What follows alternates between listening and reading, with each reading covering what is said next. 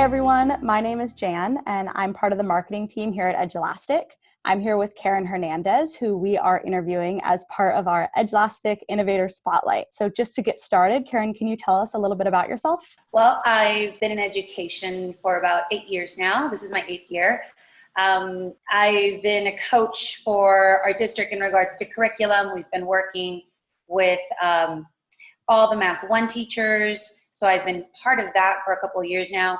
And then currently I'm department chair in my high school. So that means that I'm working with a couple of the entire math department and what we do and moving forward and meeting the objectives that our school wants us to meet. In regards to education, what I've been doing, my current movement was switching over to standards-based teaching and grading. That was a huge move for our Math 1 team. Currently, we're on our 2nd year.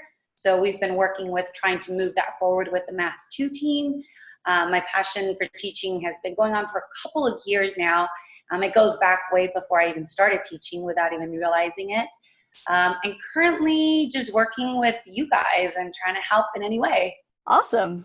Thanks for sharing. That's really amazing. So what initially inspired you to work in education? Funny, my mom sat me down and said, where do you see yourself 5 years from now?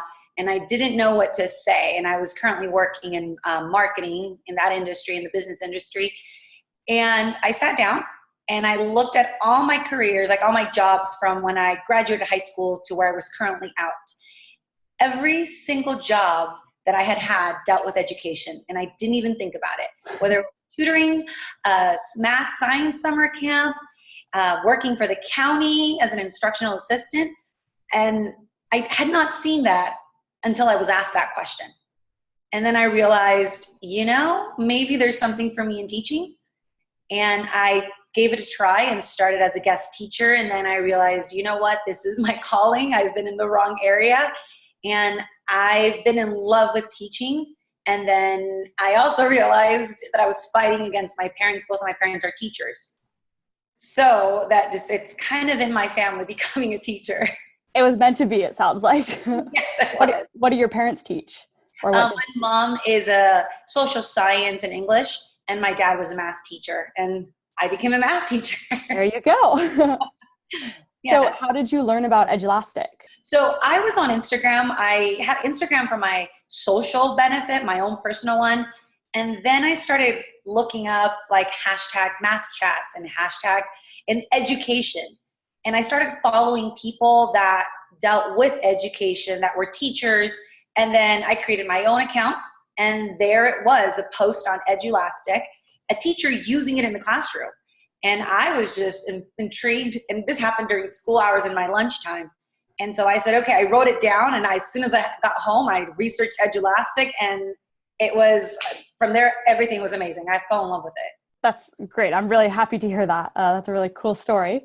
So how do you use Edulastic in your classroom? I know that you're a chair at this point, but how do you use it, I guess? So I started as just selecting a couple of questions from the library and just interested in what my students would do with it. And I just selected the questions, shared it with the classroom, and I saw how students would gather together and work on these problems.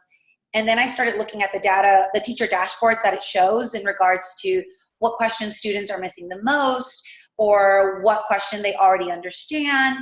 And then the more I played with it, the more I started seeing, okay, I can select a depth of knowledge. I can look at the type of standard I'm looking for, and realizing with the standard-based teaching, I started targeting based on our units, the standards to use. So I started creating units for each standard based on the priorities that we were looking at.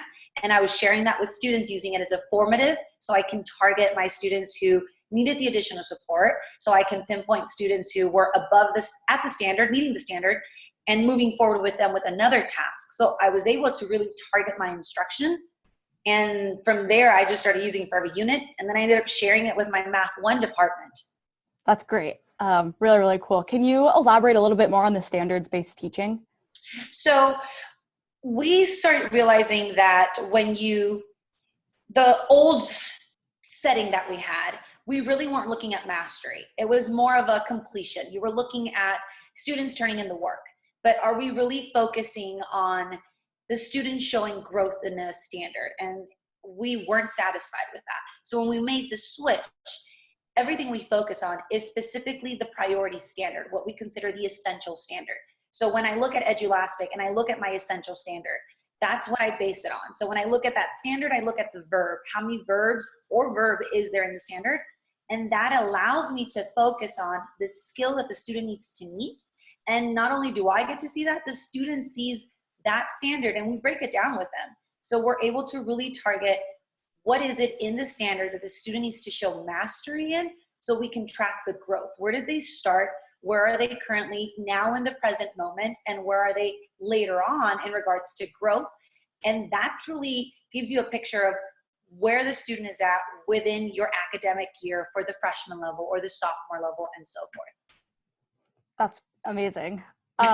So do you have any tips for teachers who don't have much experience on Edulastic but might be trying it for their first time? Take your time and just play with it. Really look at the dashboard and what it has to offer. What kind of questions are you looking for? Are you looking based on standard? Are you looking based on depth of knowledge? What is it that you're looking for? And even just do a 1, 2, or 3 question quiz and have your students play with it so that you can then play with it yourself, looking at the data, the questions, how to grade it. What does it tell you? What do the colors mean or the lines mean? And what does it mean when the student took 30 seconds to maybe a minute and 30 seconds? How to use that data moving forward. Yeah, definitely. That's really well said. Thank you. What are your education goals for this? Like, what are you most looking forward to this year and what kind of goals do you have? I want to help teachers. I've always loved the pedagogy, the instructional strategies, how to become a better self, a better version of you in the classroom. And that's what I want to do. I want to be able to help teachers and empower them and say, this is where you're at, but where can we go together so that you can be a better version for your students, and how to help your students become a better version of themselves. So those are all the questions that I have for you.